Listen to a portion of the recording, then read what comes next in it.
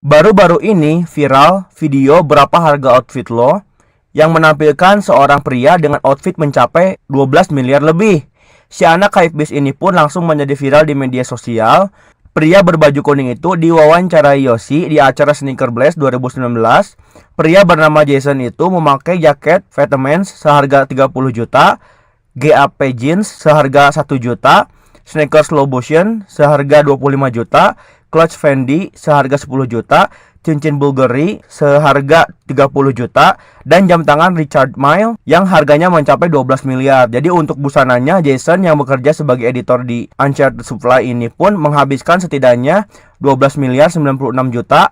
Sontak video ini pun mendapat berbagai macam komentar dari netizen. Perilaku tersebut menyimpang daripada pengamalan sila ke A. Pohon beringin, B. Padi dan kapas, C. Kepala banteng, D. Bintang, dan E. Rantai emas. Oke, sekarang kita langsung aja kerjakan soal ini, dimana dalam teks ini dijelaskan bahwa ada salah satu video viral, yaitu dengan tema berapa harga outfit lo. Ternyata yang menggemparkan dan membuat video ini viral ada salah satu orang yang bernama Jason. Dia itu mengenakan busananya itu dengan seharga 12 miliar lebih, dimana tepatnya adalah 12 miliar 96 juta. Dimana di sini rinciannya yang paling mahal itu dia menggunakan sebuah jam tangan dengan harga sampai 12 miliar. Maka tentu saja dengan kita memahami teksnya seperti ini, berarti kan hal seperti ini merupakan melakukan sesuatu yang bermegah-megahan, melakukan sesuatu gaya hidup mewah yang sebetulnya tidak terlalu penting untuk dilakukan oleh kita sebagai bangsa Indonesia. Maka tentu saja hal seperti ini merupakan penyimpangan daripada sila yang kelima, di mana sila yang kelima itu memiliki simbol yaitu padi dan kapas. Oke. Kenapa terkait dengan gaya hidup bermewah-mewahan dan melakukan sesuatu yang bersifat pemborosan merupakan penyimpangan daripada sila yang kelima? Karena sudah jelas dalam poin-poin pengamalan sila yang kelima, yaitu tepatnya pada butir yang ketujuh, dijelaskan bahwa kita sebagai warga negara Indonesia sangat tidak boleh menggunakan hak milik diri kita masing-masing, harta kita, untuk melakukan hal-hal yang bersifat pemborosan dan gaya hidup mewah. Pada poin ini betul-betul dijelaskan bahwa kita tidak boleh hidup bermewah-mewahan yang tidak bermanfaat bagi diri kita, tidak boleh melakukan hal-hal yang bersifat pemborosan bagi hidup kita. Maka dari itu jawaban yang paling tepat untuk soal ini adalah jawaban yang B, karena memang hal seperti ini menyimpang daripada sila yang kelima, di mana sila yang kelima itu simbolnya adalah padi dan kapas. Untuk pohon beringin ini adalah simbol untuk sila yang ketiga, untuk kepala banteng ini adalah simbol untuk sila yang keempat, untuk bintang simbol pada sila yang pertama, dan untuk rantai emas merupakan simbol dari sila yang kedua. Wabah COVID-19 menjadikan proses pembelajaran menjadi daring, baik itu sekolah SD, SMP, SMA, hingga perkuliahan. Tentu saja hal seperti ini dilakukan dengan tujuan untuk menekan daripada penyebaran COVID-19 yang saat ini sudah hampir 2 tahun penyebarannya di Indonesia. Terkait dengan pemerintah melakukan kebijakan pembelajaran secara daring merupakan pengamalan daripada sila ke A1, B2, C3, D4, E5.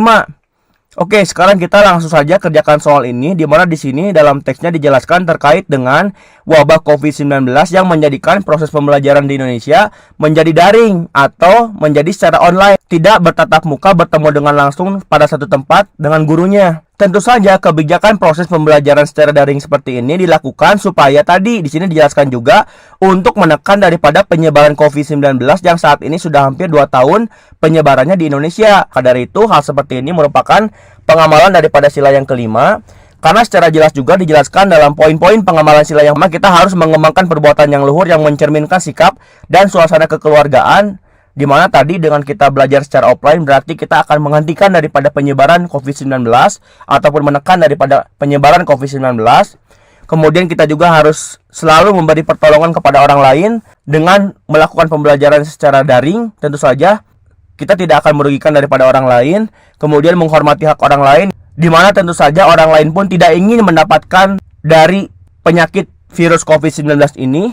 Kemudian juga bermanfaat bagi kemajuan dan kesejahteraan bersama. Dengan kita melakukan kebijakan tadi tentu saja akan meningkatkan kesejahteraan, karena kalau tidak seperti itu akan sangat menyengsarakan daripada bangsa Indonesia itu sendiri, di mana COVID semakin meningkat penyebarannya, banyak yang sakit.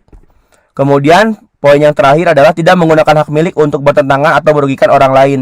Sedangkan dengan kita melakukan pembelajaran secara offline bisa jadi penyebaran COVID semakin meningkat, Dan hal seperti itu tentunya akan merugikan daripada kepentingan umum ataupun kepentingan orang lain. Maka dari itu, jawaban yang paling tepat untuk soal ini adalah jawaban yang E, menyimpang daripada sila yang kelima. Oke?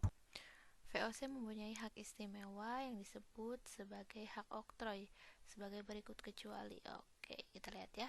Hak mengadakan perjanjian dengan raja-raja Indonesia ini termasuk kemudian hak memonopoli perdagangan termasuk hak melakukan kudeta. Ini tidak ya, walaupun sebetulnya dalam pelaksanaannya VOC banyak melakukan kudeta, yaitu dengan cara politik adu domba. D. Memiliki tentara sendiri, hak mencetak mata uang juga termasuk. Jawaban yang paling tepat adalah C. Politik yang dilakukan VOC dengan tujuan memecah belah rakyat Indonesia dikenal dengan politik. Oke. Nah, memecah belah yaitu adalah politik adu domba atau disebut juga divide et impera. Nah, politik ini banyak dilakukan oleh VOC untuk mengalahkan kesultanan di Indonesia. Jadi jawaban yang tepat adalah D. Kota di Jepang yang dijatuhi bom atom oleh sekutu adalah, nah ini adalah kota Hiroshima dan juga Nagasaki. Nah, Hiroshima ini pada 6 Agustus, kalau Nagasaki pada 9 Agustus tahun 1945 ya. Jadi jawaban yang paling tepat adalah C, Hiroshima dan Nagasaki. Insinyur Soekarno dan Dr. Andes Muhammad Hatta dilantik sebagai Presiden dan Wakil Presiden Republik Indonesia pertama yang dipilih secara Nah, Insinyur Soekarno dan Dr. Andes Muhammad Hatta ini dilantik sebagai Presiden dan Wakil Presiden pada sidang PPKI ya harusnya.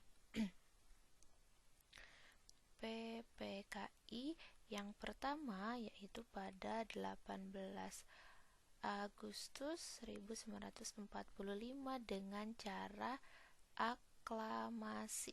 Nah, ini B, aklamasi itu adalah pengakuan secara lisan gitu ya, atau voting secara lisan oleh para peserta rapat atau para peserta yang hadir saat itu. Pada hakikatnya, Pancasila sebagai satu sistem filsafat, fungsi filsafat Pancasila dalam hubungannya terhadap ideologi-ideologi yang berkembang di dunia adalah A, sebagai penyaring ideologi asing yang masuk dan berkembang di Indonesia. Ya, memang Pancasila itu fungsinya salah satunya adalah sebagai penyaring ideologi asing. Jadi, tetap harus ideologi itu sesuai dengan nilai-nilai luhur yang dianut oleh bangsa Indonesia. Jadi, jawaban yang paling tepat adalah A.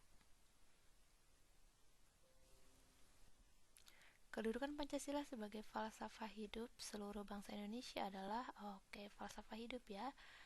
Sebagai pandangan hidup bangsa Indonesia, bukan. Sebagai pencerminan atas kehidupan masyarakat.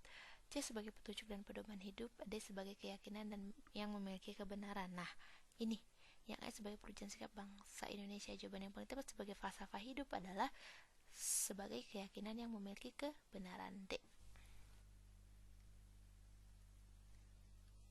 Salah satu nilai yang terkandung dalam Pancasila adalah nilai kerohanian. Menurut Profesor Notonegoro, nilai kerohanian terbagi menjadi 4 macam, yaitu yang pertama ini adalah nilai kebenaran, kemudian ada nilai keindahan, lalu ada nilai religius, dan yang terakhir adalah nilai moral.